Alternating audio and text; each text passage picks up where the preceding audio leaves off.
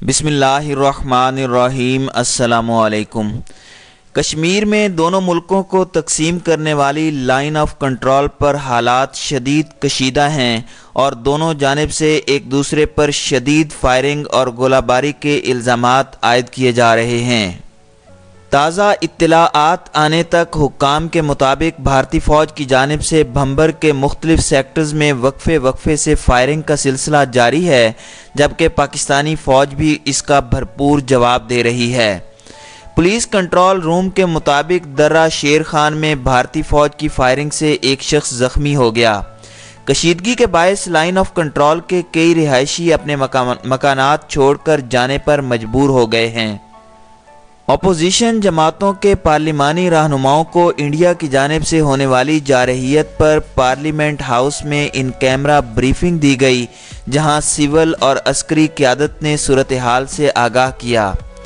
پاک فوج کے شعبہ تعلقات عامہ ISPR کے سربراہ میجر جنرل آصف غفور نے سیاسی جماعتوں کے پارلیمانی لیڈرز کو عسکری حوالے سے آگاہ کیا۔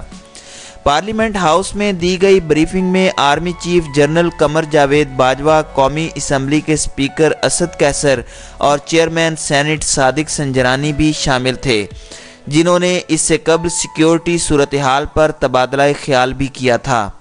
واضح رہے کہ صدر مملکت نے پارلیمنٹ کا مشترکہ اجلاس 28 فروری کو سپہر 3 بجے پارلیمنٹ ہاؤس میں طلب کر لیا ہے۔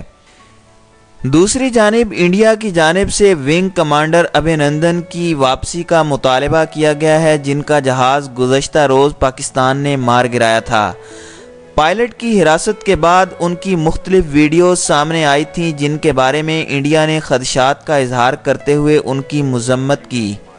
انڈیا نے پاکستان سے اپنے اس زخمی پائلٹ کی نمائش پر اعتراض کیا ہے اور کہا ہے کہ یہ جنیوا کنونشن کی کھلی خلاف ورزی ہے۔ انڈین دفتر خارجہ کے مطابق پاکستان سے کہا گیا ہے کہ وہ زیر حراست انڈین فوجی کو کوئی نقصان نہ پہنچائے اور وہ اس کی فوری اور محفوظ واپسی کا خواہش مند ہے۔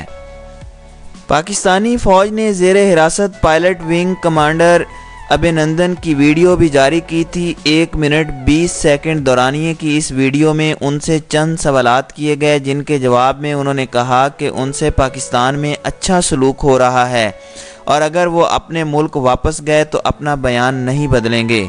جب ان سے پوچھا گیا کہ وہ کس یونٹ سے ہیں تو انہوں نے بتایا کہ وہ نہیں بتا سکتے، تاہم انہوں نے یہ بتایا کہ میں شادی شدہ ہوں اور میرا تعلق جنوبی انڈیا سے ہے۔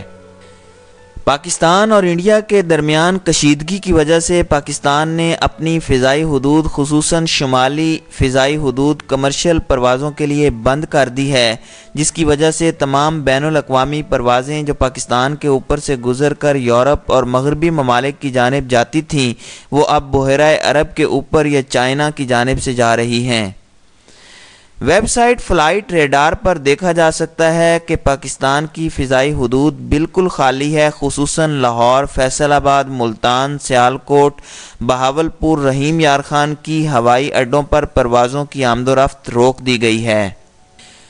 مقامی پولیس کے مطابق بدھ کی شام لائن آف کنٹرول کے بٹل سیکٹر میں دونوں افواج کے درمیان گولہ باری اور فائرنگ کے تبادلے کی اطلاعات ہیں۔ اس سے قبل پاکستان کے زیر انتظام کشمیر کی انتظامیہ کے مطابق منگل کی شب کوٹلی سیکٹر میں انڈین گولہ باری سے 3 خواتین اور 1 بچہ ہلاک اور متعدد افراد زخمی ہوئے۔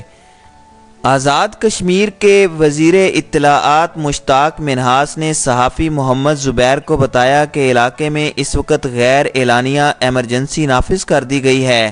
تمام سرکاری عملے کی چھٹیاں منسوخ ہیں، جبکہ ہسپتالوں اور امدادی عملہ ہائی الرٹ پر ہے اور کسی بھی صورتحال سے نمٹنے کے لیے تیار ہے۔ جموں میں بھارتی فوج کی شمالی کمان کے ترجمان کرنل دیو نندر آنند کے مطابق پاکستان کی فائرنگ سے کم از کم 5 فوجی اہلکار زخمی ہو گئے۔ انڈین فوج کا کہنا ہے کہ نوشیرہ، کشمیری بالا کوٹ، منڈھیر، منجھ کوٹ اور کرشنا گھاٹی سیکٹروں میں پاکستانی فوج کی طرف سے گولہ باری کی گئی۔ نامہ نگار ریاض مسرور کے مطابق رات بھر ان سیکٹروں میں گولہ باری اور جنگی طیاروں کی پروازوں سے آبادی سہم کر رہ گئی۔